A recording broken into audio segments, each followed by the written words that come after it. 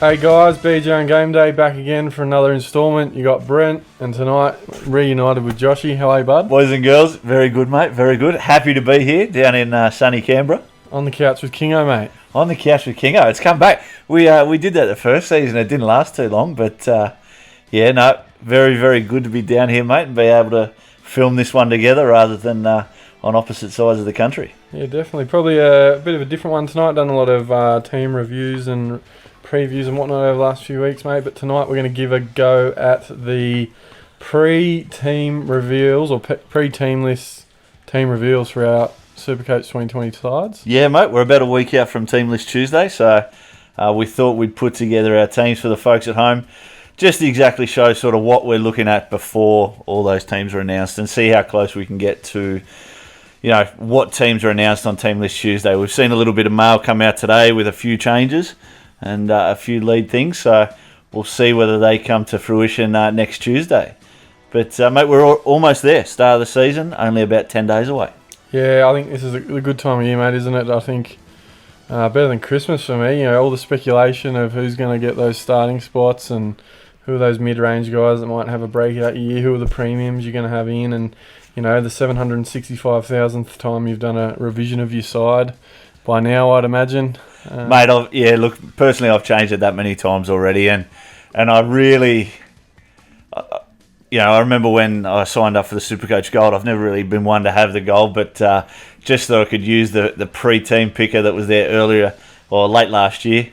I signed up. I can't even remember the team I had then, so it'd be very, very interesting to be able to track that one down again and see who I had to begin with, because who I've got now is nothing like that. So. Yeah, and these will change probably again before once team lists come out. For now, I think we're reasonably okay with it. We'll talk about a few of the guys we got, but yeah, until team lists come out, it's purely speculation, really. Yeah, look, I think the latest teams that I've sort of looked at have been definitely about trying to anticipate who's there on Team List Tuesday. I didn't want to get to that day next week and have to tear apart my whole team. You know, I wanted to.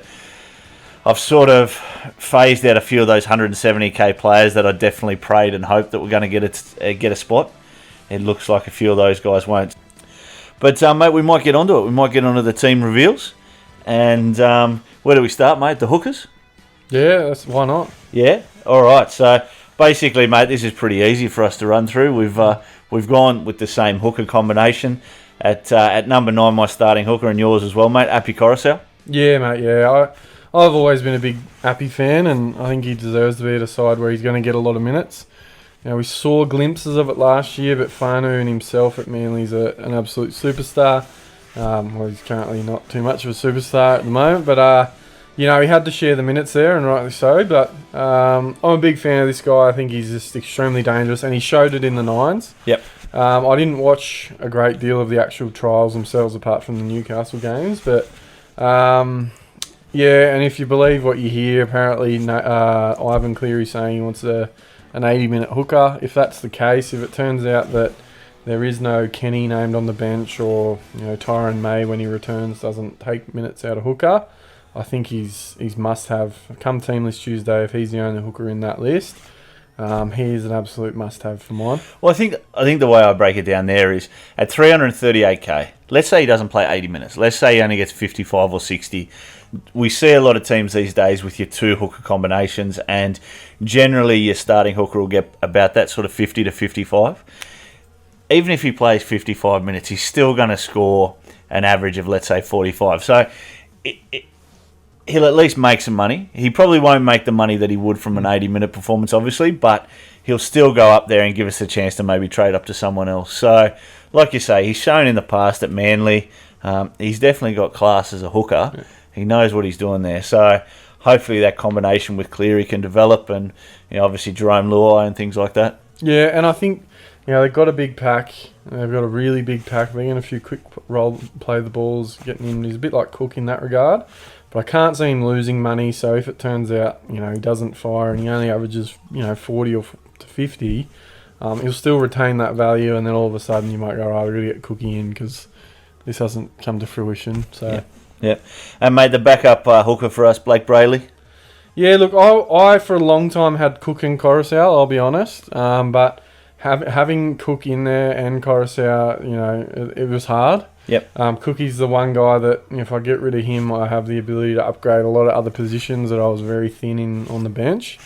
So I've only recently chucked Brayley in, and a lot of teams, I think he's going to be the cheapie of the year if he ends up being as good as what I'm hearing. I haven't seen a great deal of him, only glimpses last year, and he does look good. But I'm not sure, does he have 60 plus minutes in him? Will the Sharks actually put him out there? I mean, he's going to be playing in the middle. What is it, his third season of NRL? Second, possibly? Well, is he going to be able to be out there that long? He's a small kid. Yeah. From what I've seen, and obviously being a Sharkies fan, following a little bit closer, I can't see him playing 80 minutes. He won't play 80 minutes. Cronulla are probably going to run with Connor Tracy and Billy Magoulias on the bench. Connor Tracy, obviously an off-season signing from the Bunnies.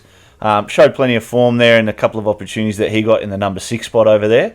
But both Tracy and Magoulias have had time at 9 in the trials. Okay. And both have looked solid enough.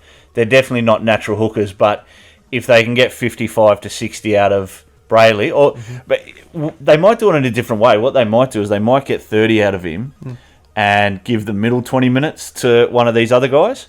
And then you can obviously, if Magoulias, probably an upside for him, if he can get on after 30 and stay on for the rest of the match or something like that. I'm not too sure how to work out, but I just can't see Brayley playing 80. I think probably 55 to 60 will max him out. Because, I don't think a body as young as his and small as his will be able to get through the season at number 9.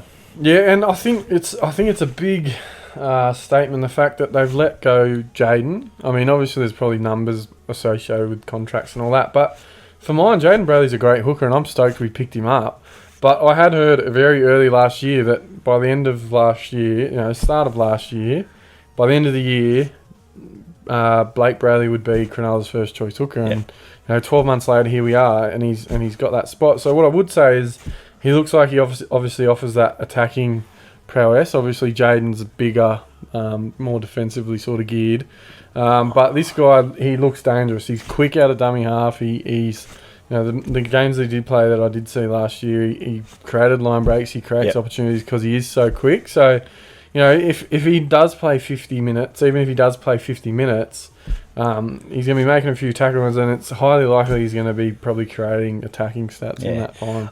And this is the thing. I think, again, much like Happy Coruscant, most hookers, if you're playing that 50 to 55 minutes, you're going to be averaging around just under a point per minute. So, quality average is 50. He still makes 250K, and we can move on depending on, what happens sort of after that part of the season. So, yeah. Another guy I considered for a little while, mate. I want to get your thoughts. Reed Marnie. Now, he's priced at 490K. Parramatta have a really good start of the year. The only issue I have with it is I think they ran Will Smith at times on the bench, so he wasn't getting 80. He only sort of got max 60 minutes last year. But big fan. He's not afraid to do the tough stuff, and he does have the odd attacking stat in him. In that Parramatta side, I was really tempted to give him a start, but I just couldn't. I couldn't do it. Look, the money's hard. At 490K, the money is very hard. He's sort of awkwardly priced there, but like you, I am a big fan of him, especially in that Parramatta squad. I think he will develop into an 80-minute player, and this is probably where we get the thoughts on Blake Brayley as not being 80 minutes just yet, because it takes a while for the body to develop. The guys in this game are just bigger and bigger these days, and it takes a lot of impact out of you to sort of tackle these guys. So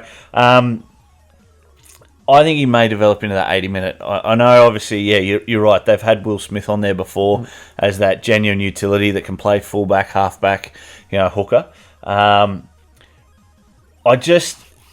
probably don't see as much brilliance in him as someone like Blake Brayley and definitely not your cookies and things like that. I like his workload in defence, and you're right. The attacking stats do come along. I think he's probably a solid sort of 55 to 60 average player if he scores, if he gets 80. And that's good enough to be in any team, but I just don't think... I mean, look, come season's end, I really imagine everyone still wants that Cook and Smith combination. So I'm a little bit more keen to get there via Coruscant and Brayley than maybe a higher mid-range player. Yeah.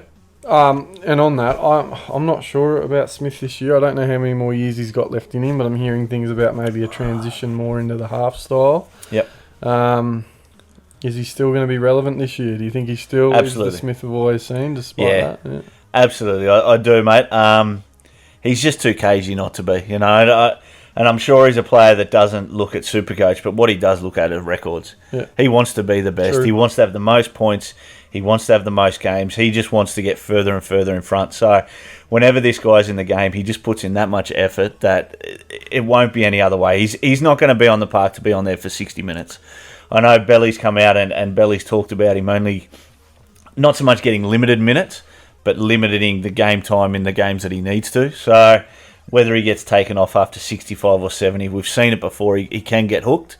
But usually in those games for Supercoaches, he's had an absolute blinder because they're 40 in front. So he's kicking goals and all that sort of stuff. He's still going to be kicking goals. Yeah. He's still going to be, setting up tries here or there. Yeah, absolutely. I still think he'll be more than effective. Will he have that downturn eventually? I think he'll probably retire before he does. That's it. The accountant just keeps producing, doesn't he? Absolutely. Absolutely. Hey guys, sorry to interrupt. Yep. Bogan here. This is supposed to be a team review, not every fucking player that's not in your team review. True. True. We've probably taken half an hour already as well. Can we get back on the subject of your team? Actually, and we'll leave the talk of other players you thought about to when we bring up your actual. In speaking of that, Bogan, how did you want us to reveal this? Did you want us to start at 9 or did you want us to start at 1? There we go. All right. I'm sitting here thinking, you've got coke-addled Brad Fittler and fucking Eki-addled Andrew Johns who can count from 1 to 17, and you can't start at 9. You gotta give us a script, man. We're working on the Supercoach layout. All that's I'm seeing in my head is that Supercoach layout. There's 9 I don't know if they can front rollers. I might even edit this out. But if I do decide to leave this in, it'll just let the viewers at home know that you guys have got a list of your players from 1 to 17 up on the screen in front of you. I told you before the show that we'll run through your teams like it's an Origin game or something like that. And then the first thing you do is go straight to your number 9 and then a bloke that's on your fucking bench. Let's start it that way. Let's go from now. And when we get to the number 9 spot, we'll just skip to the second one. Right. All right. Let's start with the fullback position, mate. At number 1 for Brent Hampton. Kalen Ponga. Yeah, look, mate, expecting big things. I think for the price, that mid 600s, I can't go past him. Should kick goals. Lino probably doesn't get a spot. Yep. And I just think he's a little bit more nicely priced under 700k than your Teddies and your Turbos. Yep. See what happens. Buyer beware, but Kalen Ponga locked in one of those positions, bud. You? Mate, for me, Ryan Pappenhausen. Look, what I saw from him last year, absolutely massive. He's got that spot sewn down at Melbourne Storm now. I haven't seen too much of a change to their team that will affect him. Obviously, they've still got Munster and Jerome Hughes there in the halves. Got rid of Brodie Croft, so there's no real going to change happen there. Pappenhausen, just 5 games there last year under 20 because he had 5 minutes on the park, but everything else was just amazing.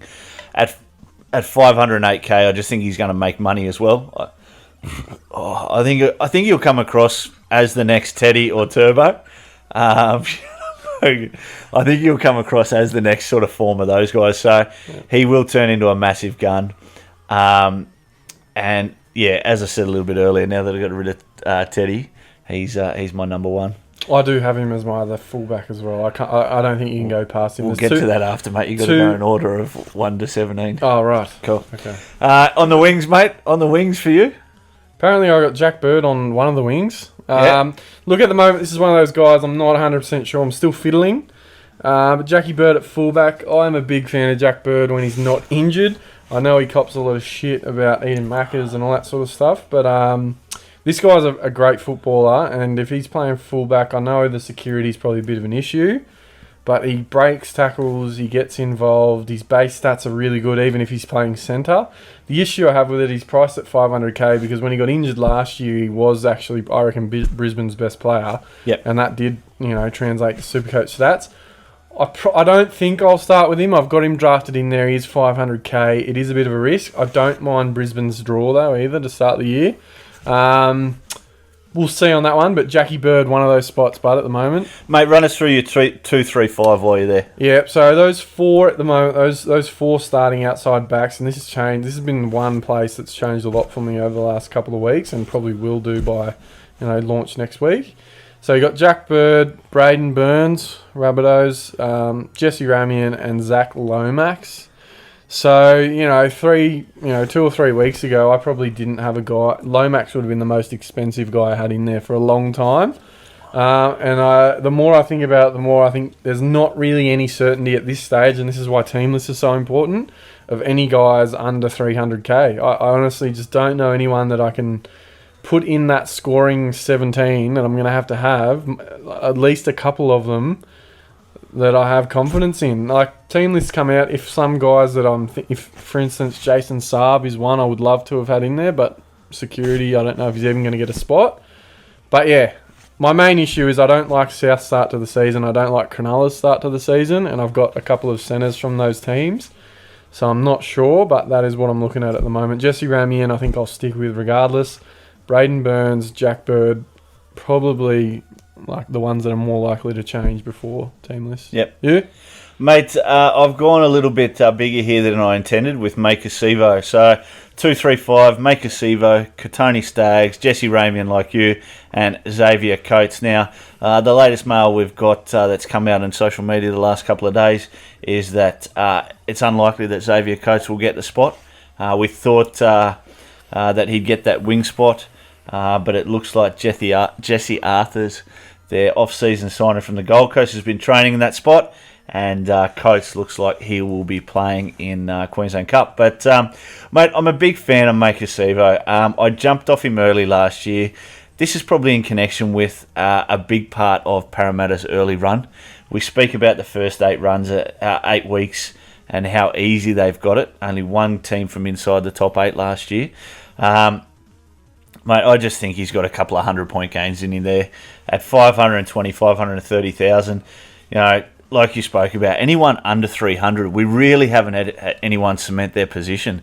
And that's been the tough part. The cheapies have just, gone by the wayside, really. So I've decided to, as I said, drop Teddy. And a lot of my money that Teddy sort of provided has gone into the 2-3-5 here. Now, so Maker Sivo. Katoni Staggs, again, with Jermaine Osako on the outer there at the Broncos, Staggs will take those kicking duties. And like you, I do like the Broncos draw early. And I'm actually a big fan of their team. I reckon they're probably smokies for the premiership this year.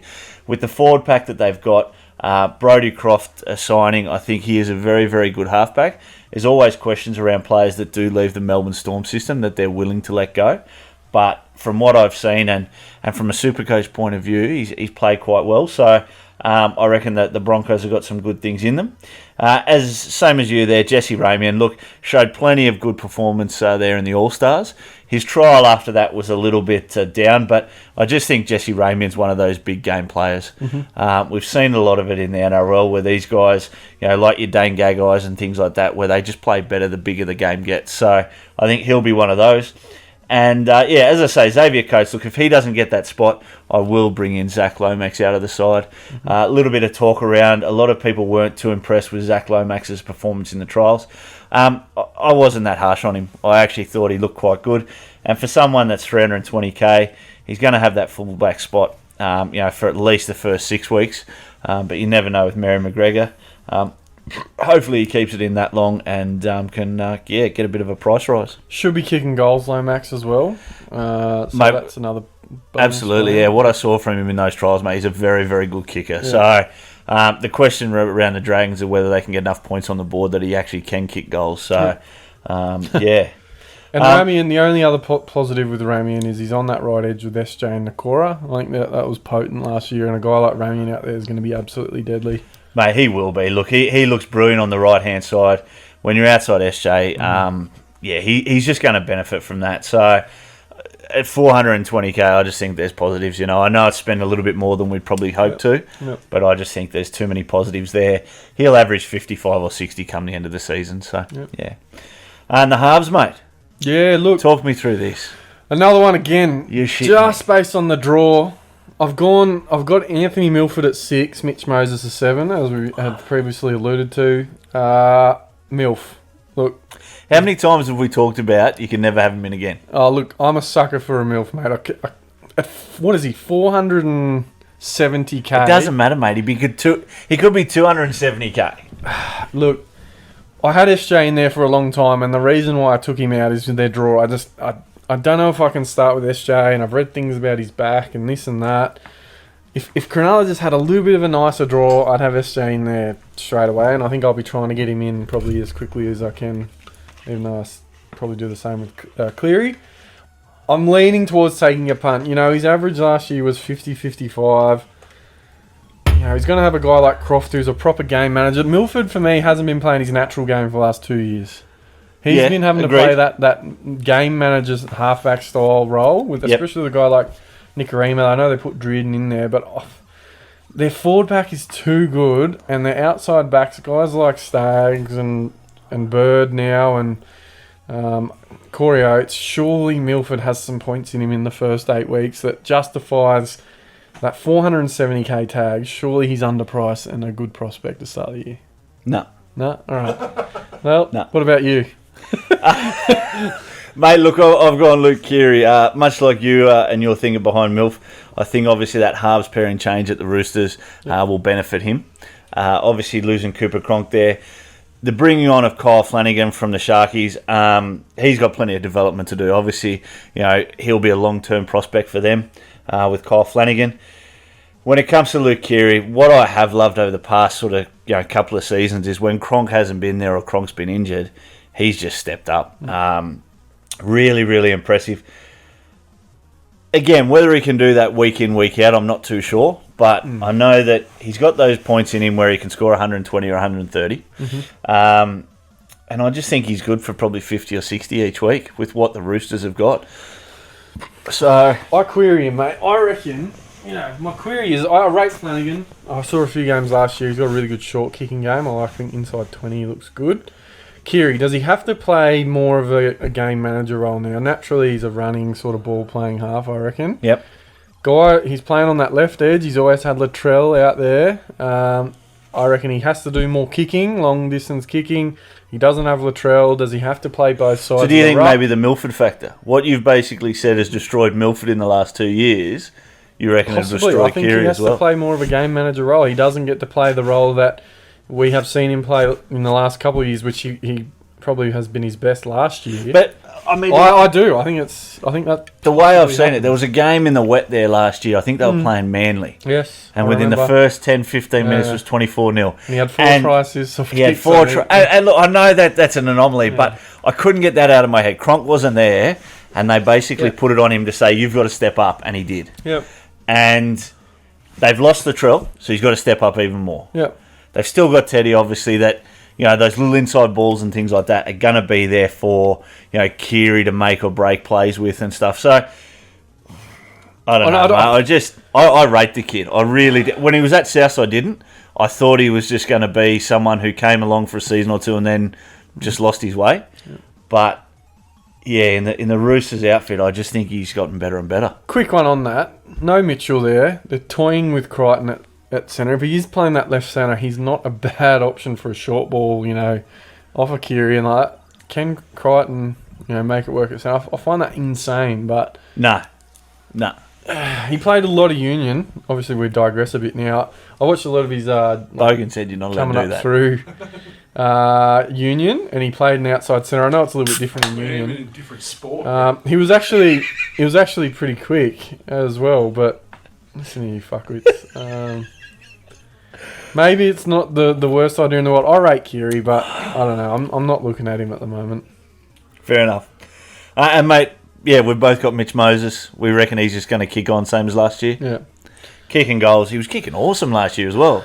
Nailing everything from the sideline. I just see more and more points. And look, even if the way he played last year, if you reverse the two prices, I think he's 580, Nathan Cleary is 630. If you reverse those two prices, I'd probably still pick Moses. Ooh, that's an interesting one. So there you So go. I reckon he's been like what you said earlier about Cleary. You know, he's really involved, and Moses had more inconsistency. So Cleary always wants the ball in his hands. Yep. Like, he's the guy. He wants it all the time. Moses is last year looked like he was the guy that wanted the ball in his hands. Yep. And that was missing from his game. I reckon. You know, a couple of years before that. I think it just comes with age and experience. If the prices are swapped, I'd probably go Cleary. Yep. One interesting question I have is who are the New South Wales halves? I reckon you're looking at Keary, Moses and Cleary, and it will be really hard to break those three apart. Yeah, I think it's like you probably say. Or is it Jack Whiten gets the spot still? He didn't play six, did he? He didn't play six. He played centres. It's going to be really hard with what Jack's going to offer in the centres to get him away from there. You look at the years where I guess Brad Fittler and Laurie Daly sort of shared it, and you know they both spent their time in the centres and things like that. So I think Jack will stay in the centres. He's a big body. He's a good defender. Yep. Look, I think you've probably got Keary at 6 because, like you say, the other two are sort of natural generals, whereas Keary sort of got to adapt to that. So I think if you have Moses and Cleary both running the show in Origin, maybe they just get in each other's way. So I think Moses is still going to miss out. I think it'll be Keary and Cleary. And I think, Jackie will be in the centres. But again, we digress. Yeah. Let's move on to the front row, mate. And this guy was my first pick, Payne Haas. It's a little bit strange to say a guy who was 730k as the first pick, but the consistency he showed last year, it's a different thing when you pick a 730k player in your front row compared to your fullback, because at the end of the day, 20 games he started last year, 18 of them he scored above 60. I think 11 of those he scored above 80 or something like just freakish numbers. Yeah. Just freakish numbers. It is insane. I think is he the new god? Is he the new Supercoach god? Like, I know he's a different style of player to Parker, obviously, but it's scary, man. He's a big boy. He's still young. He's playing big minutes, and he's only going to get better. He's still probably growing.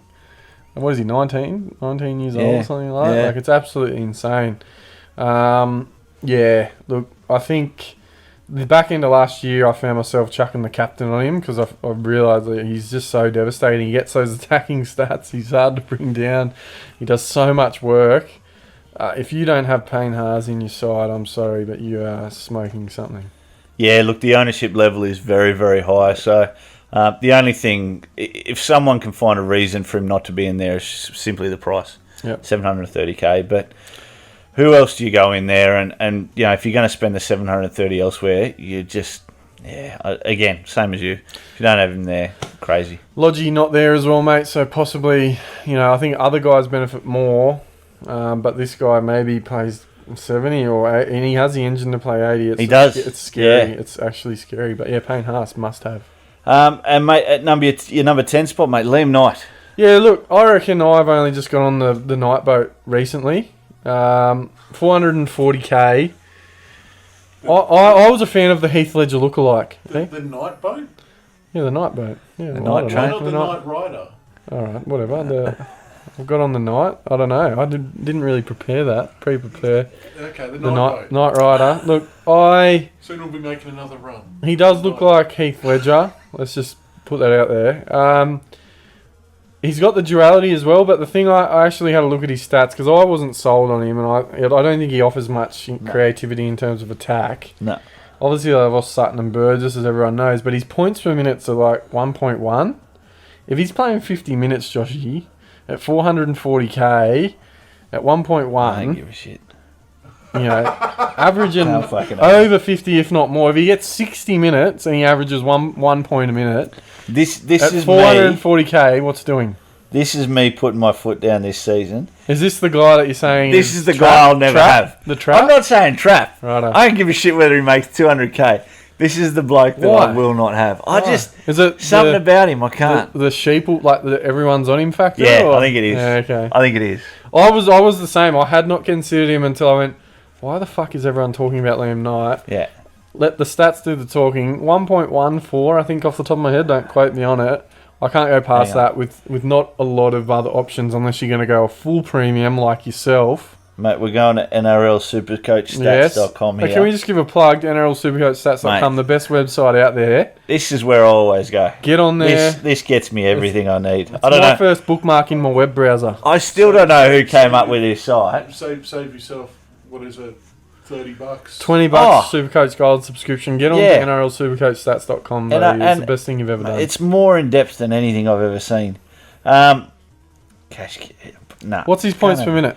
Points per minute, 1.14. Oh, You're spot on. Okay. You're spot on. 3-round average, 55 to finish the season. Look at his minutes, though. He's playing for, 40 minutes generally speaking? 41 minutes for a 47 average. So let's say he ups that to 55. So he averages 60 points. 50 minutes to 55 minutes. My point is, if he's 447k, let's say he bumps it up to, what did we say? 55 minutes. Say 55. Let's say he gets 55. So he averages 60 points. Yep. That gets him up to about 560k. Right. I just don't think 110k is enough jump to then move him on to someone else. I want maybe 200. So what price do you put on a trade? So you have a look at those front row options. If you were to open up, and that's if he performs. Yeah. All right. Who do you have apart from Payne Haas in the front row? Apart from someone you're going to be forking out 600k plus, like who you've gone? I don't. That's why I've forked out 600k. David Clemmer, James Fisher-Harris. I don't know off the top of my head. I think off the top of my head who else. But I've taken the position where I don't have to change that position. Forget. That's fine. Can I just interrupt? I think there's a clear answer to that, Brent. It's a man over in New Zealand by the name of Leeson Armour. He's actually not bad. He's about the Liam Knight sort of price at the moment. So and he's got no bunny or foal next to him. He's got to play bigger minutes. Leeson Armour is the New Zealand Liam Knight. No one's talking about Leeson except Bogan. Look, I reckon I'm not even talking about Leeson. I just want on Knight. The last thing I'll say on Knight before we jump to your other prop is, I had Ryan James penciled in there for a long time. He was going to be the saviour, right? So now that was always going to be the spot in my starting 13 that I had to pick someone that was going to be a bit iffy. Yeah. I've got Carrigan, I've got Sewer. Obviously, we'll get there, but I'm hoping someone can fire, and he's one of the guys I'm going to put in there to see what happens. If it doesn't work out, one trade or two trades puts Knight and someone like Sewer or Knight and Carrigan out, and a premium straight in if it didn't work. Oh, mate, agreed. Obviously, we've got the trades there for a reason when you need to use them. I see more not that I see downside, I just see more doubt about him performing how everyone thinks he's going to be. I just see him maybe being one of those players. If he gets 40 minutes, he'll do the same kind of workload. Not so much workload, but the same effectiveness if he played 55. So, will that mean the 47 average becomes a 60 or a 62? If it does, I still don't think that's enough. You need to be more. Right. It needs to be closer to 70 average, and I don't think he's got it in. I'll tell you what. He's soft. He's fucking soft. You'll have Liam. He's fucking soft. You'll have Liam Knight in before round 6. I will not have Liam Knight at all. He's going to explode, and you're going to go, oh, fuck, what have I done? No. You heard it here first. All right, now we digress again. But that was in our team. That's not digressing because we're talking about players in our team. Your other starting prop, mate? David Clemmer. DK, I like it. David Clemmer. Look, I toyed with a couple of others at lower prices, blokes like your Junior Polos and things like that. Again, these are guys that have continually stepped up, and I thought they might just take that next level. I looked at Junior Polo. I think maybe even TPJ at one stage there. I think he's got dual. So, but at the end of the day, what actually sold me on Clemmer, and much like Haas, is just the amount of points, the consistency. Yeah. 15 out of 20 games or something over 60 points. So he doesn't have a bad game in him. His lowest game last year, I think, for Clemmer was 50 or 55. Plenty of games around that sort of 70 to 75 to 80. So I like him at Newcastle, mate. I always rated him. I thought he was New South Wales' best prop. Mm-hmm. Then Payne Haas came along, but still put him in that sky blue jersey, and he just performed. Done the same at Newcastle. Happy to just set and forget. Yeah, look, I'll be honest. When we signed him, everyone knew who Clemmer was. I wasn't sure. He was sort of Supercoach relevant at the Dogs, and he wasn't, and he was. But last year he was the man. He's our leader. He's probably my favourite player, to be honest. Like now, after what he did last year, and he's got to have a shaved head, but he's got to have a shaved head. Definitely. He doesn't have a. He doesn't look any good with hair. He's unbelievable. He's the ability to just put his hand up and get involved, and he's got an engine as well. He'll play 60 minutes, no worries, every week. And if you let him play 80, he probably would. But he's our go-to, so I think good pick. Mate, the back row, the engine room. This is where we get all our points from. Yeah. And I haven't found a way to get this bloke in. Who do you lead off with, mate?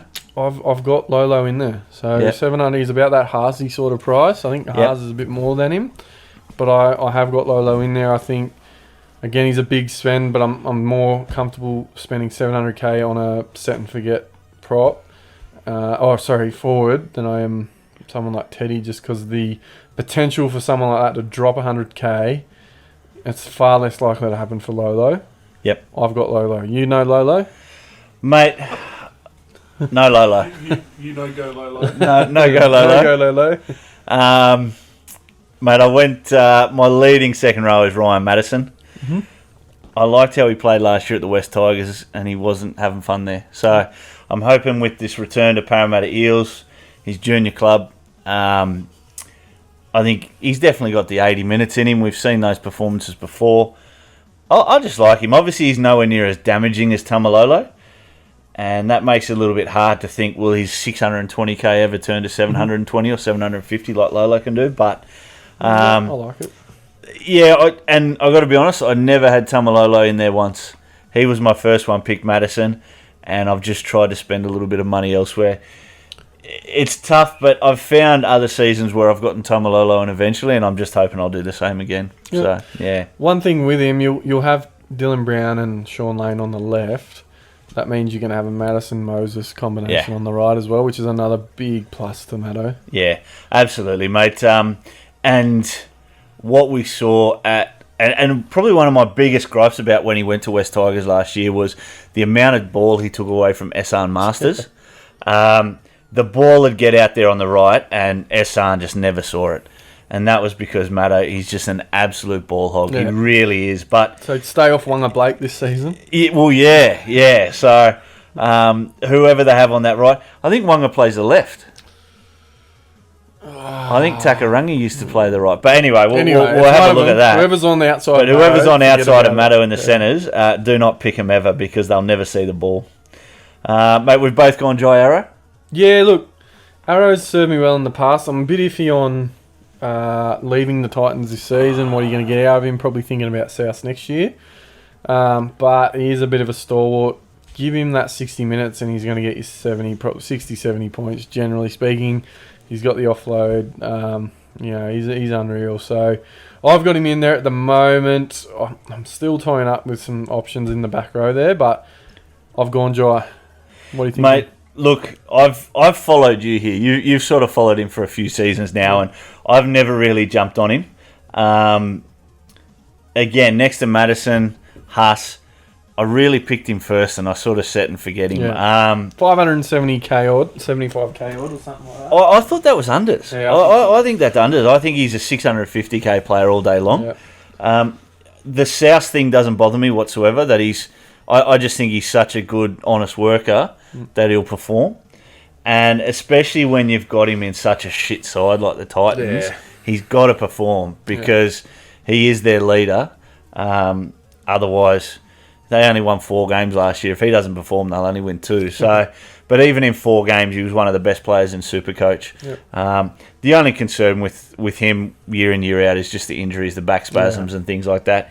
He does have a tendency to find the odd injury or two, so hopefully they can stay away. For sure, mate. And we've both gone David Fafita, mate. Mate, this guy, just, wow, how he's come on the scene. I knew he was good. Then we saw him last year have a few good games, and then in the 9s he destroyed people.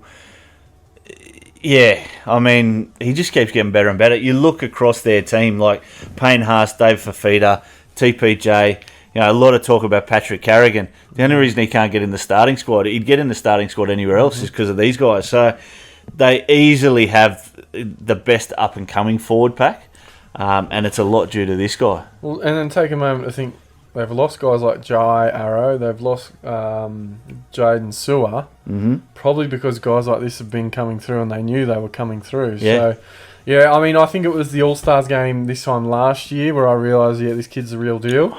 You heard all about him, especially with the last name for Feeder. I thought, oh, fuck, who's this bloke? This is going to be annoying and have the same last name.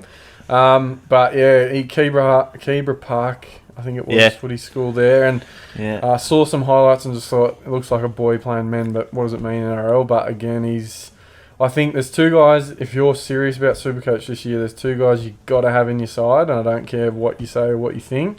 If you don't have David Fafita and Pappenheisen in your side at 500k, you're not doing the right things for me. Yep. So these guys have to be in there. If you're going to get a hot tip, make sure you got both of those guys. Mate, they represent so much value at the prices they are. 80 minutes for Fafita probably as well, to be fair. Yeah. Look, last year I had him in our draft league, and I had the VC on him every single week because I was waiting for him to blow up. Now, he had a few good games, but he never had as many as I thought he would. But he's shown the potential and what he's got there.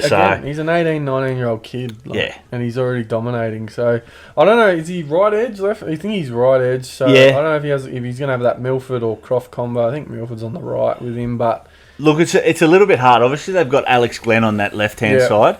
TPJ and Fafita would sort of, switch. Who retired? Who had the neck injury? Oh, Gillette. Yeah, Matt Gillette. Obviously, Gillette would find himself on the right-hand side as well. Yep. And TPJ had sometimes play centre or front row. So he really hadn't found himself his spot. I think now that he's sort of got that back row to himself, Gillette's gone. Yep. He'll own the right-hand side. TPJ will be in the centre, which I think is good for him as well. I think moving him away from the edge. A lot of people are sort of overlooking TPJ this season, and I like him, mate. I haven't found a spot for him because of how cheap Fafita is, but let's say Fafita was the price he should be at 650k, I'd have TPJ in there. I reckon I would have... I got a mate at work, Bundy, who's a big Brisbane fan, and I've had this argument with him a few times. I think TPJ should 100% be an edge back rower. I think what we've seen from him, I just can't fathom him in the middle. I think he's just so much of a handful on the edge for halves and centres and stuff like that. But yeah, I'm a huge fan of him. It's crazy to think they got Haas, TPJ, Fafita in their side. So, Bogan, you running Pappenhausen and Fafita in your side? I just picked up Fafita. Good man. Make sure you do. That's the only tip you get this. Pappenhausen for sure. All right, good work. Like, you don't need to be an expert to see his form last year when he was sharing the fullback spot at the Storm with about half a That's right, because Bogan had Jerome Hughes from the start of the year, and Jerome went from the fullback to the 7 spot, but still performed quite well, And mate, on the bench, if we go along this Origin style, we've got our 14 through 17, mate. We've spoken about Blake Brayley already. We've both got Paddy Carrigan there on the bench. Yeah, I thought Fledger looked better as an eye test. That eye test last year, I thought Fledger was awesome. But mate, let's talk about if Alex Glenn may miss round 1 and Carrigan's going to be the captain. That's dead set going to happen. So the only thing that's put me on Carrigan, I had Fledger. They're both about the same price. They're both duals, which is good. Yep. I didn't want to run both because I've got so many Brisbane players as it already was. It was just like, it's sick. I hate Brisbane just because their fans are fuckwits. But... and their players are... Supercoach-wise, they've got a lot of prospects. But, captained them in the trial. He played 80 minutes, and his stats were insane. He had 20 hit-ups, 40-odd tackles. Yeah. What the fuck? Who are these kids? Yeah. Mate, 21. Fafita's 19. Haas 19. TPJ's 21 or 22. Dead set, you've got... These guys should be hitting their peak at 25 or 26. And they're 19 or 20, so... And how are Brisbane not produce... what is wrong there? Is it the hooker? Is it the heart? Mate, well, you look... They have to win a premiership. McCulloch hasn't been a bad hooker. He's a little bit one-dimensional, but he hasn't been bad. Milf's been Milf. They've really been missing that halfback, haven't they? Nick Kareem has been solid, but he's never a general. He's a Milford-style player anyway. You could almost blame Darius. Let's just blame Darius. If they haven't won a comp by 2025, it's a massive failure. Absolutely. 5 years. Yep. This team needs to develop into a premiership winning team. Otherwise, people shouldn't go and watch A lot him. of pressure on him as Yeah. well. Seabold as well. Huge. So Well, we've just added to that. The BJ Game Day yeah, I team. know. We've just added to that now. So Carrigan, let's see what we get. Yep. What does he do? Does he get 40 minutes? Does he get 40 minutes when everyone's back? Like, what's the goal? Well, that's the tough thing, I've isn't got it? no Like, idea. They've so got so much depth in that pack. You've got Offa Hengawi, who's due back in three. Yeah, round 3. Yeah. Round 3. So, again, who drops out? You've obviously got Payne Haas isn't going anywhere. Fafita's not going anywhere. Maybe do we hope Alex Glenn doesn't come back? Like, that's what we've got to hope. Alex Glenn, you can just stay injured, mate. Just medically retire on injured basis like Sammy Burgess, because you don't help us at Supercoach whatsoever. That would be ideal. And then Paddy Carrigan can hold the 13 spot or the 8 spot, whichever one they want to put him in, because same position these days. Mate, Jaden Sewer, the Bunnies. We talked about him obviously moving from the Broncos following Wayne Bennett. Yeah, look, he's one of those mid-range guys, like I said, I've got in there. He's 300k. I don't know if he's going to get 80. I'm not sure. There's speculation around, who's there. Lowe's possibly injured or he's possibly not. For me, this guy passes the eye test. I like him. His base isn't bad, and he does look dangerous. Like I said, that eye test, when he runs with the ball, he is a bit of a handful. If he's playing out on the left edge, that's going to be the Cody Walker, the Braden Burns, probably the edge Latrell's more likely to swing around in as well. I don't know. I just like the idea at 300k. We'll see what happens. He could fucking end up playing 40 minutes and averaging 40 points, and I'll have to get off him. But I'm thinking I'm going to go him to start the season, but and probably finds a spot in me 17 in round 1. And, mate, Ryan Pappenhausen rounds out your 17. Very, very strong. Yeah, I think this is probably one position where I don't think at any point in time I've had Tedesco or Turbo even in there. I've always had Ponga and Pappenhausen, just for value. So never gone completely strong, but never gone weak either. Yeah, I've not even toyed with these two.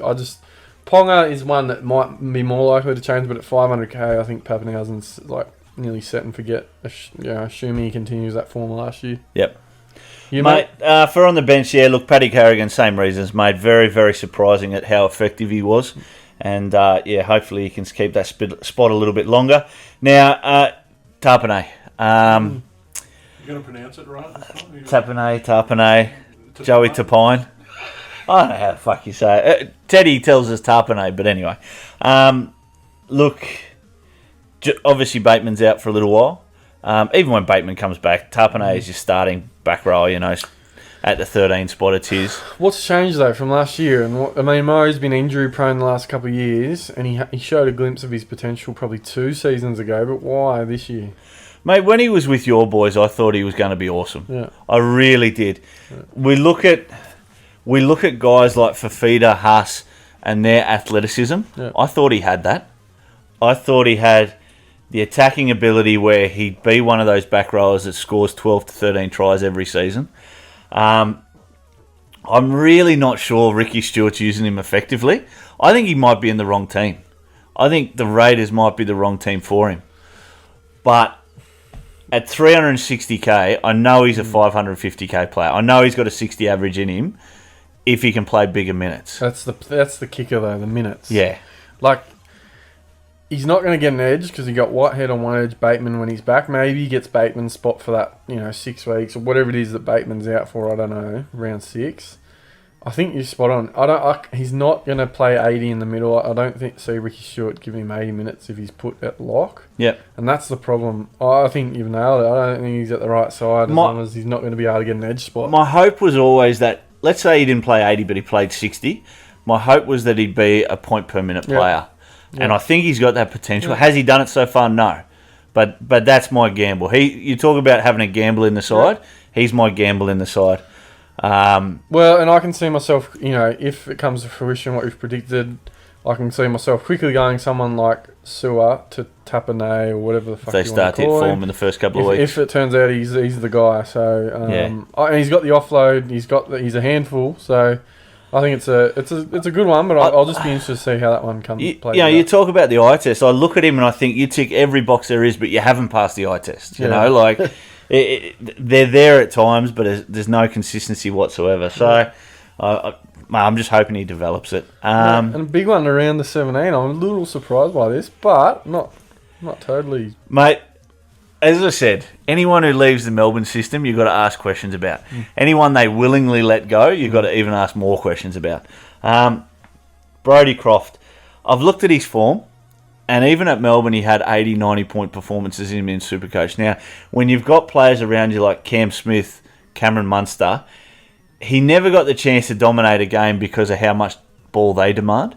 You talk about how Milford can take a little bit more of a backseat role. I do really believe that Brisbane have brought this guy on to be their general.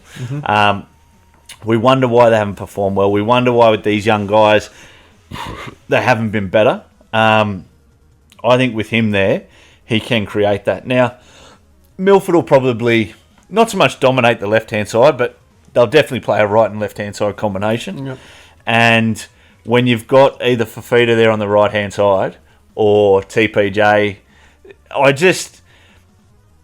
see him just having unicorn points kind of thing, maybe. At 413, it's a little bit hard. Like 413k, that was probably the biggest doubt, was how much money I had to spend. Considering I've got no George Williams, I've got Luai in there. I've dropped George Williams, the beak. Mate, I'll let him answer the questions before I bring him back in. I think this is one like you with sort of Tarpanay, from Sewer to Tarpanay. Yeah. I'll have Croft there, and if the first 2 weeks Williams kills it, I'll downgrade and I'll make 80k, Yeah. Yep. and then I'll hopefully make more money. Yeah. So at the moment, it's money I'm not missing, and we'll see how it goes. So Yeah, look, I'm a big Croft fan. I reckon he looks great, but there's something there. Like Melbourne have just let him go. He was the next Cronk, you know what I mean? I don't know what's going on there. Whether Brisbane have made, potentially Brisbane have thrown big money at him, and he's going, I'm going. Or I want to own side. I want to create my own depth. You know what I mean? I've seen. There's a bit of talk around the UK players when they come over. The forwards are good, but the backs are never good. Yeah. I've seen Melbourne release forwards, and they don't really match up. So, Kevin Proctor went to the Titans and went into a shit team. Ryan Hoffman went over the Warriors and came back to the Storm. And, he went from being a good player to a bad player back to being a good player. They don't really let too many backs go. So I'm wondering whether maybe this is just the guy that slipped through, and... It could be a legendary story if it can't, if Bellamy lets Croft go and who knows what happens. He becomes a comp winner. So, look, Cronk showed that he didn't have to be in the Melbourne Storm system to be a good halfback and to lead a premiership winning team. And I'm hoping Croft's the same. So, a little bit of a pod there, definitely, and awkwardly priced, but I've found a spot for him. No, I don't mind it. So, guys, that's our 1 to 17. Hopefully that's fulfilled Bogan's little origin spiel and the way we sort of revealed the teams. The fucking editing's going to be all over the place. It's going to be sensational. So we're going to go to the other 8 players on our roster now to fill out the squad of 25. Whose is this? This is yours, mate, because you got Liam Knight there. Run through your other 8 for us, mate. Yeah, so you got 3 spots in the forward pack. So Jacob Safidi, I think I've heard you allude to him in your cheapies. Yep.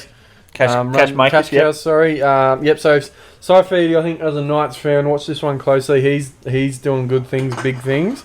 208k, dual forward, front row, second row, get him in. I think he's probably going to get... it could be getting like 40 minutes maybe. He might not even get 40. I don't know how it'll go, but passing the eye test, really involved. He's massive. He hits the line hard. In my opinion, of the 2 brothers, Jacob and Daniel, Jacob is the better one, but Jacob's had a bad couple of years. Yep. Give this guy a season, and I think this is going to be one of the better forward cheapies that you can rely on this season. Just quickly, these next 2, I've got no idea. I've heard good things about Josh Curran. I know he came out of the Roosters system. 216k, couple of forward injuries at the Warriors. Have no idea what's going to happen until Teamless Tuesday. I've dropped him 2 days ago. Yeah, right. I've spruiked him, haven't I, guys? Everyone at home. About 4 times. I've spruiked this guy in every fucking episode, and I've dropped him. So there's 3 guys like Curran, Magoulis. Obviously, Teamless Tuesday will determine what I do here, and that Tino from the Storm. So I'm not sure what's doing there. And Kolamatanakanga, I have no idea how to say it. So Teamless Tuesday, these guys are spot fillers. Obviously, Curran's 216k, Kalamatangi or KKK. That's probably not a good KK. KK. Just the two. Kellogg's. Yeah, I don't know. Krispy the Kreme, the donut, Krispy whatever we want Kreme, to is call that him. what we call it? Colo. Krispy Kreme. Heard that here first on BJ and Game Day from Bogan. Krispy Kreme. You know, if he's going to get a spot in that 17, what's he going to, you know, so not entirely sure, but I can't see myself letting go of Sewer or Carrigan, so I'm going to have to probably pick two of a couple guys, and team list Tuesday will determine who those guys are. Fair enough, mate. And let's jump to your back line, mate, and see the other 5 players. Yeah. Mate, no doubt these have got to be some cheapies in here, buddy. Yeah, absolutely. So I reckon I've gone pretty, you know, I've spent a bit of money in me backup halves. So I got George Williams. Is it George? Yep, the beak, yep. So he's not cheap. Jewel. I've got Luai as well. He's not bottom dollar, but he's not too expensive. Hearing mixed things from Luai, I personally rate the kid. I think if he's going to get a starting spot, a lot of people ragging on him out of their last trial, I think. But I've heard possibly Luai to fullback, Burton in the halves. I've heard Aiken at fullback, Burton in the halves, no Luai. So I don't know what's going to happen. I have no idea. Again, it'll be a team list thing, but I got nearly 600k sitting between those two guys. So I do have a bit of money there that I can spread around if, for instance, a Billy Walters is a guy that ends up getting us, you know, some sort of spot that you need to bring in, or a Matt Burton is the guy. Or, you know, these two guys end up flopping and I have to get off them. I will say I walked past George Williams at the shops the other day. Yep. He's actually pretty big for a half. Is he? Yeah, he's be as tall as me, and I'm about 6. I'd be 6 foot at least. Yeah. For a halfback. Compared to us. Well, compared to you, but I'll be, you know, I'll be around that 6 foot mark, and I think he'd be about my height and pretty big. So everything I've heard about him, he takes on the line. I wasn't going to get on him at first, but his stats in England converted to 75 Supercoach. Yeah. But they're English. Yeah. But when he played the Roosters in a couple of World Club challenges, he averaged over 50 anyway. Yeah. So I'm going to take a punt. Did you say? I don't know if I read this right, but he's played the last 4 World Club challenges. I hadn't heard that, but he has. Yeah, played the Roosters in because he played Cronulla as well back in 16. So I don't know whether that's. He's played a few NRL sort of style of games to get that sort of comparison. Titans round 1 may find a spot in me scoring 17 as well, but it's so unknown. You're fully taking a punt, so we'll see what happens. Mate, generally they've played a few first round clashes. It seems to be one that the NRL put together, and always high scoring. Yeah. So you can get some good Supercoach scores out of that game. Yeah, and the other 3, again, this is probably the biggest area where I say I'm likely to probably move guys like Bird and Burns around. Money-wise, but I've got Coates in the outside backs. Obviously, we're not sure if he's going to get a go, but I think he still sits there. Yep. And these 2 next guys are just stocking fillers, like bottom dollar, 171k, not based on anything, but the bloke that had a blinder from the Cowboys in the 9s, can't say his name to save me life, Tabulau Fado or something. I can't see him getting a spot, but just whatever until team list, and even probably with Leila Sawio, I can't see him getting a spot. Yeah. I think Jonas Pearson's going to get a spot. Yeah, Jonas Pearson and Anthony Don seem to be. Or Sammy or whatever they do. I don't see him getting a spot, but I'm just sort of waiting. Again, I don't know if I'm going to end up starting with Bird and Burns, so we'll see what happens. One guy I'm not sure about whether I should get in and hold, though, is Bradman Best. 240k. The only problem is we have so much outside back depth. If someone like Tuala and Shibasaki start well, I don't know if he just comes straight back in. And Heimel Hunt's quite probably cemented, and same with Edric Lee. So look, I'm not sure what to do with Bradman. I've heard people talk about, and I was actually watching the NRL Supercoach fucking video today with Tom Sanction, those idiots. A lot of talk about Shibasaki. I just never really rated him much. I don't, much like Adam Dewey. Another guy, Wateni Zalesniak, right? How that guy is dead set. He's one of the most brutal backs in the game. Yeah. It does not convert to Supercoach whatsoever. So, but I don't know. Shibasaki, I just see the same. He's solid, but he's not a superstar. He's not going to jump up much in money. So I think it's like, so guys like Adam Dewey, DWZ, they're around that low max price, that mid to low 300s, whatever it is, playing fullback. It's almost sort of like a bit of a red herring. So like, I can't see him being relevant. Otherwise, I'd have him in here, I reckon. But we've just got so much outside back depth. Like I said, you've got Tortau Moga. If he's fit, he probably demands a spot. We've signed Tyrone Roberts-Davis. He'll be pushing for a spot. Shibasaki, Tuala, Bradman Best, Heimel Hunt, Edric, like Stafford Toa. It could literally change week to week. I don't know what our coach is going to do. Shibasaki scored a blinder of a try in one of the trial where we beat the 4th reserve friggin' Roosters side.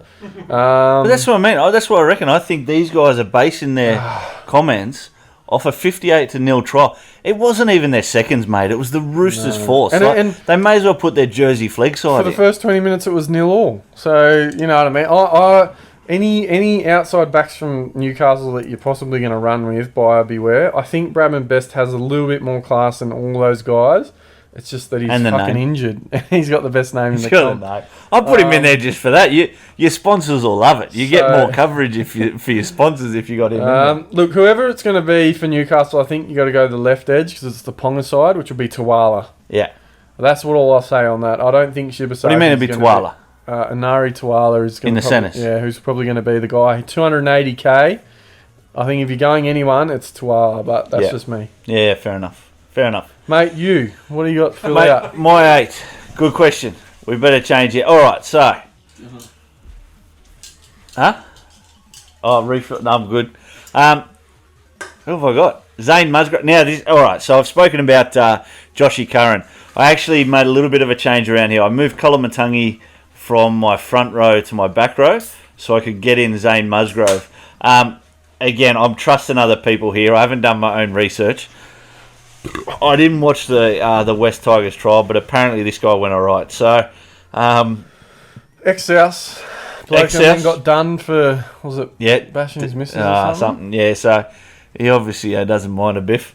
Look, I'm just hoping that if he can average 40 points, what I do think actually with the West Tigers, what I like is that there's probably an even spread of minutes that they can. So you've got Twile up front who'll probably play 60 minutes, but between Musgrove, Oliver Clark, Thomas McKaylee, Alawai, they'll probably play the other sort of 40 to 50 minutes each in a rotation. It's whether Musgrove gets the spot. This is the other thing. I don't mind if he starts off the bench because I think he'll still get good minutes. He doesn't necessarily have to start at prop. And you've obviously got Lucy Leilua as well. Now, Lucy Leilua, he's not going to play 80. No. He's shown at St. George time and time again. He isn't coming into first grade for the first or second year. He's been there for a while. He cannot play big minutes. He doesn't have the engine to. You reckon he does? I reckon he can. He just won't get it because he is so big. Yeah. He has played 80 a couple times for St. George last season. So I just think that... Maybe not couple, but at least one. Michael Maguire has got that kind of rotation where everyone sort of gets between 40 and 60 minutes. There's a few clubs there where you've got more dominant pack and these guys only get 20 to 25 minutes. I don't think that happens at West Tigers. Well, I mean, I was a fan of him at South. He actually looked really good. It's funny you say Michael Maguire. He would have probably been playing under Michael Maguire at South. So I actually have looked at him. I'm not sure who to go. I think at the moment I'm pretty locked on what I got. But there's guys like this, that Kepi. I have no idea about him. Look, Kepi actually is not too bad. He only played one game last year, but he played 2 finals games. Now Manly were severely depleted. And he came out and he belted the Sharks around in that semi-final that knocked us out last year. So there's a few unknown factors in there. Mm-hmm. There is. I've gone Toby Rudolph. Now, he had a massive year last year for Newtown Jets. Obviously, the Cronulla feeder club has had a couple of brilliant trials. Again, they are against second-rate teams, but if anyone's passed the eye test this pre-season, it's this guy. Plus, he's got the big, long, flowing locks. He absolutely looks like a samurai warrior. Oh, really? He's 6'5". He's huge. Oh, right. He's got an awesome offload that never hits the spot, right? So he can never find a player with his offload. I've seen this in Newtown as well. Ineffective offloads are going to be more than the effective ones. Right. But if they stick, it'll be with 4 players on him and it'll create a try. So at 170k, he's a man mountain. Yep. He's got to be on their bench. Right. After the performance in the preseason, this guy will be on the Sharks bench first game. So I think, look, if he's there, he's a must, mate. Just quickly on Cronulla, so no Gallen now, no Pryor. Yep. Woodsy has to step up. Fafita has to step up. Correct. Jackie Williams. Jack Williams gets the 13. There's some potential for, Wade that, Graham for someone in that and forward Nakora. pack. You know, there could be some prospects in your pack. Mate, there definitely is. A bit of talk around Jack Williams. Now, unfortunately, Jack Williams is priced at about 397k. So, awkwardly priced when you've got a few other guys that are a lot cheaper. Magoulias, the biggest concern I've mentioned in the last couple of episodes is Magoulias doesn't have, I guess, the forward style in him. He's very much an old school 13 where he's a playmaking 13 rather than the new style, which is a front rower, kind of third front row on the park. So we've seen him actually in the trials there. He's jumped into the number 9 spot. He's played number 6. A lot of kicks and things like that. So like those things he set up in those games last year. He has game, but I really think he's the perfect number 6 in a second grade team. He's probably not going to be a good cow because he's not going to have reliable points if he's only going to be playing 20 or 30 minutes. Depending on what happens. Look, I spoke about Connor Tracy. You've really got to look at Bakuya's going to be on the bench still. Yep. He'll maintain a spot, and I think that 4th spot will go to Toby Rudolph. I think he'll get in front of players like Scott Sorensen and that. Yep. Again, Scott Sorensen's fallen a little bit out of favour. He is the Newtown club captain, so I reckon they'll just keep him in second grade. I rate Sorensen as so well. do I. So. I reckon he's better than Nakora. Yeah. But I just reckon Nakora's developed that combination with SJ a little bit better. Yep. And, mate, like you in the second row there, Colin Matangi, I've been singing this guy's praises from the first episode. I've watched this guy in New South Wales Cup. He is really good. His first trial that South played him wasn't that flash, but the Charity Shield, he had an awesome game. He'll find himself on the bench there at South, and he'll definitely make some money this year. Yep. Jumping over the backs, and as I said, look, obviously Brodie Croft there. I've got Jerome Luai like you. If Xavier Coates doesn't get that starting spot for the Broncos, I will bring in Zach Lomax. I'll move Coates to the bench and I'll keep him there.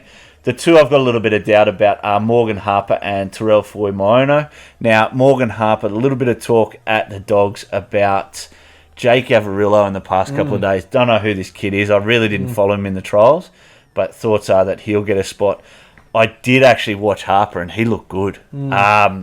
He looked like he had plenty of tackle bust, plenty of speed. If you got Will Hopewadi on one side, the only problem there is Will Hopewadi plays the right-hand side, so does Morgan Harper. Yep. So maybe that goes against him on the left-hand side. Foy-Maono played in the All-Stars, and then he played in the Charity Shield. I don't think we'll see him in the centre wing position that we've seen him in at South and times past. He will come off the bench if he gets a bench spot, and will move into the forward rotation. Plenty of effort. He's probably not brilliant, but he's definitely gone to the Dragons with a bit of intent. Yep. So I like that. And, mate, Caleb Aikens, he's who I've gone to. Did you find the video, mate, from last year? I hadn't looked since. So apparently I've bagged you out about this bloke you before. ragged on me around bye period about having him, and then he actually didn't end up playing. So look, I've fucked up deluxe, but I'm sure you ragged on me. I'll go try and find it, and we'll revisit it. There you go. I'm going to put you on show. Mate, 258k. Obviously, Dylan Edwards out long term at Penrith. Yep. I reckon this guy just gets the number 1 spot, and mate, again, if he can make 150k, if he can sort of average 45 or 50, I think he's actually got good game too. Like I watched a few replays and stuff after I sort of wanted to get busy. him in. He is very busy, so very, very hard not to start with a dual gun at fullback like you have. A lot harder to start Teddy, but I just look at the balance across my side, and now that I've got Sevo in there in the centres, Staggs, Ramian, I just think that he was probably the way I had to go. I reckon Harper and Foy-Maono are two guys I had for a long time. I reckon if Harper gets a spot, he'll be a great prospect, and probably similar to Foy-Maono, and the beauty of him being down there in the centres where, it could be really thin for actual genuine cheapies down there this season. Well, that's what we've lost. We've lost a lot of those dual position players, and he's one guy who's got it, those kind of players have gone by the wayside. So, he's a nice little guy that, I can sort of jump up into the second row when I need to. So, pretty happy about that. And the same thing there with Lomax, with Aikens at fullback. If either of those sort of need to switch around, obviously, Lomax with the dual, I can sort of sub in that where I need to. Yep, beautiful. Mate, that's our team reveal. That's 25 from 25, mate. Bogan, what do you got to add, buddy? Should we reveal the league code for the Yes. first league? Absolutely. Let's reveal the league code. 99 something. Yeah. 998 What about a 496. critique of the Bogan side? Like a bit of a... No, we did it, mate. Don't you even watch He doesn't the watch show? our He videos. doesn't watch the No. show. If he's not involved, he doesn't care. No, he doesn't care. Let's Mate, put I'm him fucking to flat out getting to these things. Mate, you're Like- just creating kids everywhere. That's Sprogging rare. everywhere. Come on. Mate, we've gone through the Pimp My Team, the first video. So We got a measly It is 998 998 496. 496. 998 496 is Now- the league code. It is a bit of a combined invitational all in. So there's 11 spots left currently. Yeah, I've had a few people. Peak top Kevin Bottom is back. What? PTKB. Yeah, so look, one of the boys actually, I can't remember who it was, Dino maybe. One of the lads on Facebook contacted me, and he said he was a mate of Pete Top Kevin Bottom, and obviously PTKB. He's in our fantasy. What are we in? No, he was an original though. I think. He No, was no, is he in the EPL one? Oh yeah. he Yeah, is, we do a what do you call it? Premier League one that I'm fantasy terrible at. Premier League, yeah, fucking bad at it. And he's into that, so PTKB, he's yeah. back. Yeah. He's back. Good shit. So very good. So guys, we've obviously got we've filled a couple of spots there, up to 9. So we've got 11 spare spots in that. Jump on board as soon as you see this code. Otherwise, you won't get a spot. If you're willing to sit through all this fucking shit, you deserve a spot. That's an hour and 20 minutes so far. So you're doing well if you've lasted this long. Fucking oath. I tell you what, we're going to check this in a week, and no one will have filled this league because Well, it'll be no a one's watched this testament. long. It'll be a testament. We've had a few. It will be a testament to our true followers. I've had a few people ask if we can get us onto a pod so they can listen. Like, you know what I mean? Yeah, everyone wants to do this On the podcast podcast. stuff, so people can listen to it on the way to work and that rather than have to watch. Yeah. Because YouTube's just awkward, isn't it? Well, you can't close your phone, and we you want know to what get I the mean. traction. I might look into a SoundCloud. Yeah. Even that would be a result, I reckon. But anyway, we digress again. But Yeah, but share the videos around because the more viewers they get, the more likely we're going to be willing to split the viewers Absolutely. between platforms. Absolutely. Whereas at the moment we're focusing on the YouTube. Now, before we wrap up, fellas, I just thought we'd answer a few comments because you guys have been busy. So it's been me answering people's comments, and I'm not the best person to. That's because no, you're flying they put the comments all the way down the bottom of the video. I keep forgetting to look. They've changed it as well. You have to click a button now to see where they are. So JL on Supercoach wants us to give him a shout out. He's got a channel. I haven't had a So, chance yeah. to check it out. Mate, so but we're supportive of everyone in the absolutely, the absolutely. Supercoach community. Except NRL fantasy blokes, they can get fucked. So JL on Supercoach, mate, we can definitely give you a shout out. Guys, jump on this guy's YouTube page. We're going to give him a follow. He's got a few videos out already, some team reveals, a season launch and things like that. So well done, buddy. And yeah, we'll definitely be following you and watching your videos as well, seeing what information we can steal, pass off as our own. Yeah, absolutely. And I think, you know, the beauty of this sort of shit, boys, is like we're all one big, happy sort of community. You know, we're all here for the same reason. We're all, you know, no one's a fucking... We're all addicted to this stupid No one's fucking making a game. living. It doesn't... Tom Sangster works for the paper. He doesn't get to do fucking Supercoach for a living. He's a fucking idiot as well. So He's a you know, shit journo. we're all here, all one big happy community. So just, you know, everyone get around it and get support. And we everyone actually in had the space. a question about players as well. All right, let's run through that. Who we got? Thoughts on so Legion 4K asked on our Pimp Player Strikes Back, Pimp My Team 2 video. We've got to do a third one. We're going to do a third one, guys. We've got to get Bogan into it. we'll have to do Return of the Pimp. Yeah, BJ and Game Day, Return of the Pimp. when are you getting back? To What was he? Tomorrow morning. We'll have to Did do you it- we'll have to do review it your Friday. team at the end of the first Pimp? Yeah. Pimp My Team. Yeah. Well, I fucking watched like 3/4 of it. We obviously didn't watch How, the last you must be quarter. the last Not- little not bit of it. committed enough, mate. Fuck me dead. I Anyway, wanted it on a podcast. on that video, Legion 4K asked the thoughts on Blake Ferguson and Katoni Staggs. Well, I've got Katoni Staggs in my team, so I've made that fairly Yeah. evident. Yeah. I've gone Sevo instead of Ferguson, but I could be on the wrong thing there, mate. Thoughts on Fergo? I reckon if I don't go Bird, I'm going Fergo. Yeah, 505k. Yeah. It's probably the cheapest he's been in many years. Right Look good edge. in the All Stars. Right edge as usual. Parramatta Good with start. the easy draw. Yep. Moses on that side. The only thing we've spoken about that could affect it is obviously Madison playing on that right hand side. Absolutely. So if Madison plays there, it may limit the ball that gets out to Fergo. Good base though for a winger. Breaks tackles. He wants the ball. His kick returns weren't as good last year, so I think that's a big reason. Yeah. At the Roosters, he really sort of took charge of those kick returns. Last year for Parramatta, not as high. So I think finished the season at 500, or started this season at 505k. Probably more a 600k player. As long as he doesn't break his neck doing one of the most awkward fucking backflips I've ever seen in my entire life. Fuck, the triple twist, pike, fucking somersault. Jesus, 10.0 difficulty. Looks like we've got another one each from Josh Lynch. Thoughts on Paddy Carrigan and Joey Manu? Obviously, we've already given some pretty big raps on Carrigan based on what we already know. Joey Manu, mate. Mate, Joey Manu, look, I had him at the start. So we talked about, obviously, before Supercoach came out, the team picker that you could use was Supercoach Gold. I had Joey Manu in there, and he was just a lock for me. The reason being, obviously, with the loss of Latrell Mitchell, the loss of Billy Smith, Manu definitely goes in waves. You'll sort of see him 3 or 4 games in a row. Oh, fucking hell. Score well. And but then, after that, he just goes missing a little bit. So, is there a possibility he gets flicked to the left edge? Flicks over to Kiri's side. Is it possible? They want the strike side to be on the left. Is he just as right side centre? I don't know. Maybe we see him find a new spot. Yeah. Maybe he's got that flexibility. On the two maybe he can play left-hand side. If he does, look, I think he can be as damaging a ball runner as Latrell. I know Latrell's huge, and people sort of put Latrell and GI in the same conversation. I think GI was miles better. But I think Joey Manu can be good if they move him to that left-hand side. Absolutely. Come the end of the season, he will be one of my 7 centre wingers. I think he's in the top 7 centre wingers. I do. See, if I reckon at that point in time where Latrell was arguably the best centre in the world, Joey Manu would have been a close second, and they actually come up against each other in there was a test, Australia-New Zealand. Yep. Anyway, I'm a big fan of Joey Manu. I've always been a fan of him when I saw him playing in the under-20s, but I don't know, what's his price? $420.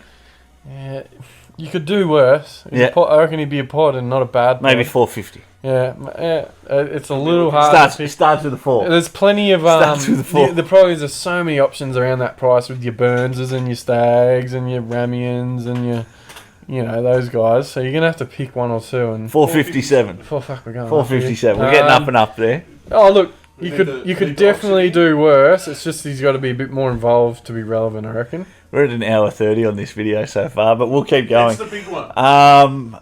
The next question there I saw was Caleb Aikens. Now, obviously, we just quickly spoke about him there at fullback in my side. That comes from Sai Panuganti. Actually, he's been a previous follower of us on YouTube. He's only just signed up in the last few days. But, a lot of comments from him. So, thanks for that, buddy. Yeah, we talked about Aikens. I was a fan of him before he fucked me over during that bye period where he didn't play when I was counting on him. So I've got moral objections there. But comment there from Alex: Fotuaika or Regan Campbell? Look, if I've got to pick between the two, I'm going Fotuaika. Especially with the injury to Ryan James. I've spoken. He was actually a pod of mine from last year for the Titans. I thought he'd step up. He didn't really as much as I thought. But neither. To be honest, mate, neither. I think there's better options out there at either cheaper prices or more consistent players at higher prices. Yeah, I agree. I'm not sure of the relevance. I know for Taike, or I can't say these fucking names, but he finished unreal the end of last year. It was probably relevant, to be fair, but probably inflated a bit. And Regan Campbell-Gillard, he'll jump into a pretty stacked Parramatta forward pack as it is. Guys like Alvaro, Paulo, Kane Evans. I don't know if Gower's still there or what's doing there, but I can't see him owning heaps of minutes enough to be relevant. But his quality probably just doesn't translate to Supercoach relevance. Comment from Jason Grosvenor: Hey BJ, how do I send my team in for you to pimp, mate? Just jump on Facebook as Bogan's replied there. We will do a third video somewhere in the next 5 days. Bogan's got nothing better to do. Neither do we. It'll have to be on Friday if we're going to get it before team. We're going to do on Friday. I'll have to sacrifice my social life, which I don't have. You have to sacrifice. We'll go into what's coming up, but my fucking weekend's gone. Why? Because I'm doing the test stream on Saturday. Then we've got the fucking draft stream on the Sunday. draft stream. That'll be interesting. Another one, but yeah, mate, send in your team there. Jump on the Facebook page. I've actually seen a few of your comments on the Fanags page and things like that. So, mate, definitely jump onto our BJ Facebook page, send it through, and I'll give you my take on it. Speaking of Facebook groups, Joshy, have you had any success of getting back onto Supercoach Addicts Facebook page at all? No. So NRL Supercoach Addicts, go fuck yourselves. Mitchell, I can't remember the cunt's name. Mitchell, you can still suck a fucking dick, you cunt. You'll never have me back. You'll be lucky to be as good as we are. Anyway, I digress. Yeah, look. Following that up, Joshy Lynch has commented. Lynchy's back. Lynchy's back, yeah. Lynchy's been following us for a little while now, so thanks, Lynchy, for all your comments, mate. Victor Radley, a serious pod. Look, I think Bogan had him in his team, and I think that's where this comment came from.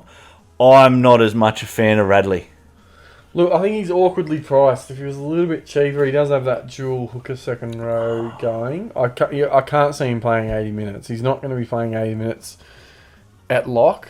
If he, by some miracle, does, 100% he'll be relevant. I think he's a gun, awesome to watch, but he could probably average over 50, possibly to 60, but I just think it's hard to just start with him anywhere.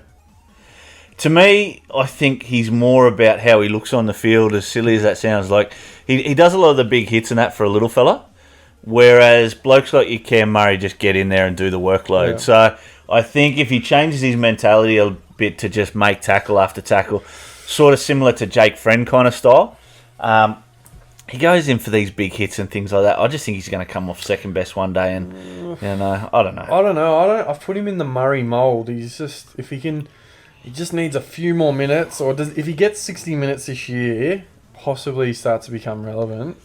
But he could get that now. I'm not. But sure. See, 480k, like, it's a hard price. Priced at 480k, you're taking a fairly massive punt. You're not getting a keeper out of him, are you? Nah. You're not getting a keeper. You're getting a pod. So if you're definitely getting a pod, but if you're not getting a keeper and you're not getting a guy that's going to make between 150 to 200k, you've got the wrong player. Yeah, and you could argue Knights in that. Unless he's your bench player and he's one of your 14 to 17. Yeah. Because if he's not in your starting 13, or he's not in your starting 13, he shouldn't be. No. He's got to at least be 14 to 17, and he's got to be one of those reserves that you're happy every week that scores 45 to 50. It's those sort of guys that are going to be like, they're better draft picks. Because, they're draft guys. Like, yep, definitely. And, guys, we're just going to jump through the BJ on Game Day group code. So we're up to a sort of about 150 or 170 people now. So thanks, everyone, for supporting that. Obviously, anyone who couldn't get into the leagues when we've launched those, jump into the group, 218-667. That'll come up on your screens. Plenty of support there. We've got a lot of the usuals, anyone who hasn't sort of jumped in the league, but plenty of new people as well. So we've got another ping ponger in there. Another ping ponger? How's that? Ping ponger, Joshy. We've got... Geez, I've knocked you off there, mate. No, I'm not too sure who that is. No, I'm just going through at the moment, seeing if we can find out this year's... the best name? Mate, Just Insider's back. I think it might be a different guy. No, I reckon the best one I've seen is it's foreign 20 pies. How good is that? Not bad. Oh, that one's going to be hard 20 to beat. pies. I applaud that. Obviously, the Bunning Snags, we need to name the award up. The Bunning Snags Award? The Bunning Snags Shield or something like that. That's the best team name. But I'm I'm going through now at the moment to see them. 4 and 20 pies. That's not too bad. 4 and 20 pies. Just Insider. There you go. BJ on race day. I don't know whether it's the same bloke. You can't tell, but he hasn't put his team in yet. He's got a big cross there next to his name. Who we got? Okay, can we just go back up? Vegan Cash. You can fuck him off. Anything that says vegan, kick him out of the fucking league. Call me Big Puppy. Yeah, fuck, he went alright. I like the puns, so I like the puns, so I've gone to Escobar, even though it's a bit, left What's field. Escobar? It was Escobar. Escobar. Oh, right. Took me a while to get that as well. Yeah, I hadn't got it till now. There you go. Cocaine reference. Right, there's Jalen. Me and him, we're going out now. We're dating. Jalen messages me that much. I reckon if you go, my missus thinks I'm having an affair because every 5 seconds I'm checking the phone and it's a message from Jalen. But that's all right. Look, just on that, Shout out to Cowboys from we'll have Pantera reference there. while we're there, right? You know, I'm in a few drafts, and we got people messaging and this and that. Oh, hello! Look at who's at the bottom here. So he's back. Rangers, RDJ. It is hard to get back to messages, Joshy. You know, Is what, mate? it is hard to sometimes get back to people in real time. So we do our best, especially when you're hitting us up on Facebook. Well, unfortunately for Rangers, unless he gets in one of those last 11 spots, he's going to miss out this year. Yeah. Well, he's not defending anything. He's not defending anything, Marty's no. our defending head-to-head premiers. He was our minor premiers. Did Marty take it out? Yeah, Marty took it out. Fuck. My memory. He knocked off the RDG train, who was pretty much head and shoulders our minor premiers. Yeah, he was flying. Yeah. Is that the bottom of the list? No, it was... How many's in the group? Oh, there's no way of telling you. There's no count. You got to. There was 150 last time I counted them. Yeah. Oh, good So stuff. that's a decent sized group. That's great. That being said, too, a lot of people out there looking for leagues. If you start your league, put your code in the comments. Yeah, absolutely. I sort of put that shout out a couple of weeks ago. I haven't had one single invite. I feel a little bit... Rejected. Yeah, I'm rejected. I mean, it's not you to me, but, feel rejected anyway. Look, I reckon if they haven't got through that in a 15-30-minute video, they haven't got through to now. So, Mate, we're an hour and a half long. Everyone's tuned off. That's for sure. Hopefully you're listening while you're on the can or something like that. Yeah. That's the problem, but we're YouTube, so you got to have it open. yeah. We need to do this SoundCloud thing, don't we? So what we'll do also, just while we're here, we got the draft on Sunday night. Yep. I reckon... Test stream on Saturday night. I don't know what I'll do. I'll probably play some ET's Rugby League. People want to join me for that. Oh, yeah, we'll do any of that. And I'll probably start a group chat on Facebook for the Yeah, fuck Facebook. draft league, Joshy. Old people. So anyone that we're actually friends... So Bogan won't be in it, so it'll be a max 9-manner. I don't think I'm mates with Hell's Grannies on Facebook, but... Nah, Wayno's been commenting on a few things most lately, others. but nah. So maybe, if you don't mind, Joshy, we'll start up a group chat for Banner and the boys and a bit of trades. Yeah. And I reckon we're probably going to go with a hoodie or something for the winner of the draft, so it's TVC. Yeah, mate, we can get a photo of that up there now. We'll sort Bogan will put that up now. We'll sort something. We'll sort something out. We'll make sure we get it first, because we don't want to be there No, at the end of the we season won't. going... We won't get it first because we won't know what size to order. Yeah, just fucking get it big. Well, what They're if all we... fat cunts. No, Kando I think looks about 40 kilos in the Yeah, wet. Kando, he's a fit bastard. Mana looks about 40 kilos in the wet. Not 40, boys, but like a double XL is not going to go... You tried to say that some of our best supporters are manlets, Brent. Well, we talked, didn't we, in the They're not original 100 season? Fucking 20 plus kilos like a couple of us here. In the original season, we talked about making T-shirts. That didn't Yeah. really get off the ground, did it? We were going to get T-shirts for the followers and stuff, That's but what I'm saying. Get the jacket. we're going to spend money on new equipment No. first, so there you go. It doesn't have to be, there's a caveat that, if we can get it, we will. Otherwise, it'll be... No promises. We'll try and have a prize, though. Yeah. That's it. I'm done. That'll do. We're done. Bogan. Anything more? Guys, thanks very much for joining us. The first shared stream this, I don't know, whatever you call it. But yeah, good to be here with Brent and Bogan.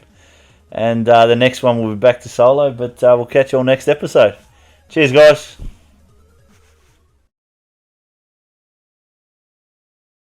Hey guys, Joshy here. Thanks very much for joining us for another episode of BJ on Game Day. Make sure to hit that like button, subscribe, hit the bell on YouTube for all your notifications. If you do want to follow us on Facebook, you can find us there at BJ on Game Day, and on Twitter we're at BJ on Game Day as well. So guys, we'd really like your support with that. Follow us so we can know you guys are enjoying the content. Thanks very much.